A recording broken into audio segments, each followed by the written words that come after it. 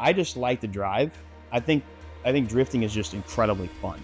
And so I see myself doing it for forever. Drifting is an art, and if you can like do it well, you'll be able to like accomplish and like tackle each of the sensories, and it's just like a euphoria if you pull it off.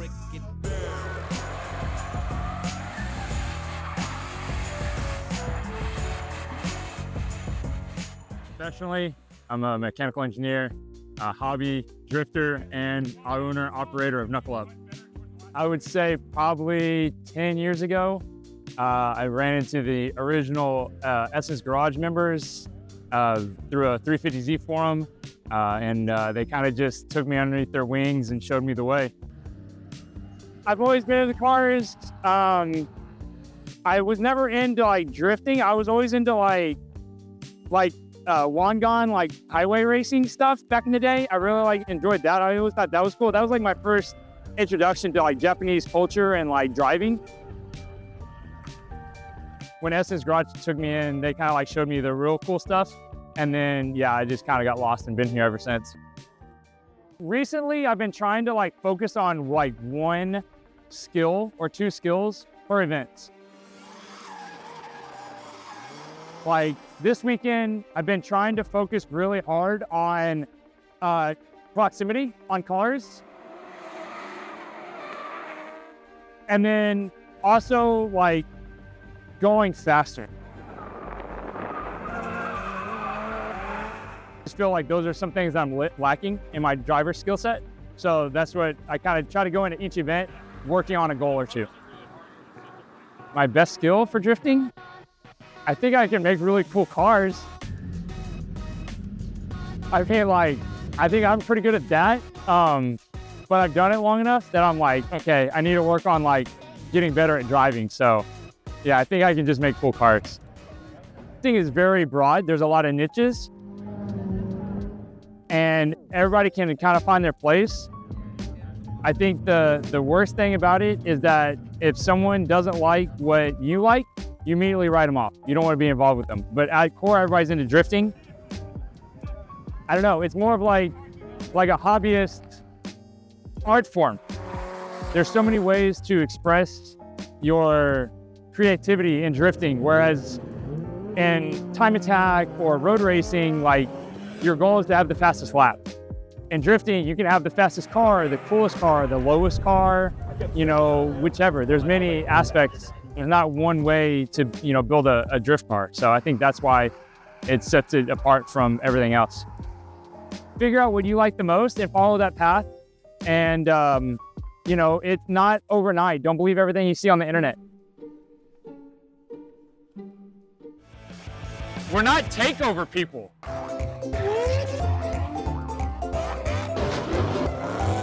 I think the general public, like people that are outside drifting and stuff like that, they don't differentiate the difference between the takeover crowd and the drifting crowd. And yes, the cars are doing similar things, but they're not.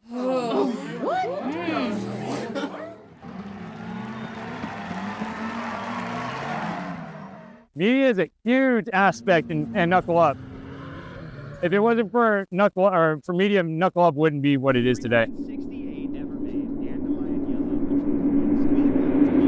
I guess I'm a full-time YouTuber, but switching more into trying to be a full-time driver, but full-time dad. Car, let's go. It's been awesome having kids. Not as challenging for me, I guess, as I thought it was going to be. It's been fun to sort of pour myself into, you know, into new humans. Show them how you get out. I will say my wife's been a huge support, and I know she's probably more excited than I am to see something big happen.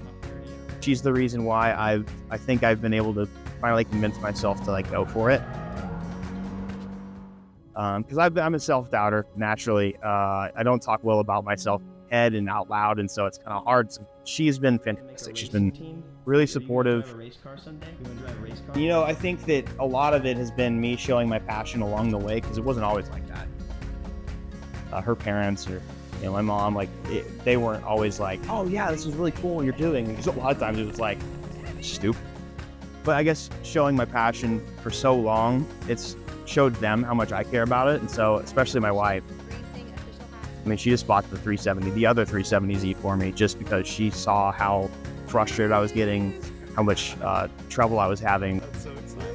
We're in an odd spot at the moment because we have one that's just so young that we don't need to be taking her to track days and stuff. But the idea is just to have the whole family camping out and, you know, going to all my drift days, all my comps.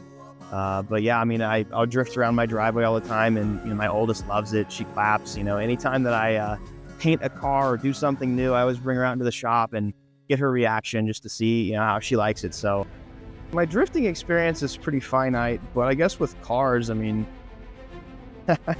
you learn that money just comes and goes, and you got to be patient. And that's really the main thing with kids. And a lot of people think it's so expensive. It's like, my BMW cost me way more than both of my children combined this year. So I think drifting is cool because you apply a lot of the fundamentals and the nice, expensive parts of the other motorsports into this sport, but you're using them differently. And I think you use them a lot more intentionally. It's fun. It's very fun. It's relaxing. And once you know exactly what your car's doing, it's just basically trusting yourself, learning your motor skills, knowing your tires, and instead of spinning out, you're actually in control going sideways. So I think drifting for me has been really cool because you have to be very knowledgeable and intentional with not only how you drive your car, but how you build it as well. Drifting doesn't seem as cutthroat, but there's obviously going to be opinions of people that like what you're doing or like how you're building stuff. But in drag racing, you go to a drag track and nobody wants to help you. And nobody wants to even look you in the eye in the pits. It's all just, I'm there to win. I'm there to win. If I don't have a good run, I'm going home. And so drifting's been cool because it seems like when you're at the track day, and if something breaks, let's say, most everybody there wants you to stay there, and they're always willing to. So it's the one sport that I've stuck with, sort of because I've actually felt the support, even from people that I don't know, at a track. I attribute like 90% of my capability of driving to the sim now. It teaches you a lot about where to put your eyes, and I don't know, I can't phrase it enough because sim driving is the future for sure. With all my cars behind me, so it'll be... I will say, for the beginner, like from a beginner's perspective, I think a lot of people think that everyone at the track day knows exactly what they're doing or has a perfectly dialed car. And the longer you spend at the track, the more you'll realize, like from a beginner's standpoint, like everybody there is driving their giant turd that they've built in their garage, and they're just trying to have fun. And yeah, there's some takes on drifting that I like. It's a boring sport, or that it's easy to do, or it's like this or that. It's like, well, you know, when you're doing donuts in a drift, you know, or donuts in an intersection, that's a little bit different than actually being intentional where you put a car on a course. So maybe I'd like to see the Takeover boys actually drift on a course intentionally, but we'll see what happens. So I think I'll always be a driver. And so drifting is fun. And I think that as long as we have rear-wheel drive cars with manual transmissions and, you know, adjustable suspension and good tires, I can see myself always doing it in some capacity. I first became interested in drifting because a group of my friends were already all driving. At that time, I'd already owned multiple 240SXs. It was just realizing or like transitioning into a woman who was potentially going to drift.